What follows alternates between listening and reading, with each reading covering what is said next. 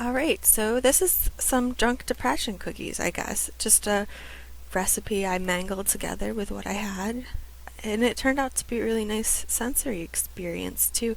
Did this around 10 p.m., made my house smell really good. All the fun, like melted brown sugar feelings. It helped me pull myself out of my funk a little bit. Cracking an egg with one hand is always fun to do, and it makes you look like a pro. You know, do the auntie thing where you measure your vanilla in the cap.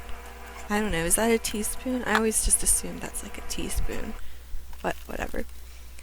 Mix everything together. Taste your batter if you want. Don't taste your batter. Give yourself a stomach ache. It doesn't matter. All that matters is, you're doing something. Doesn't matter how messy your kitchen is. Doesn't matter what you're doing. Just do something. Even if it's the first time you did something all week. That's cool too. This is a really good thing to do if you've been feeling weird and sad. It helps you pull yourself up.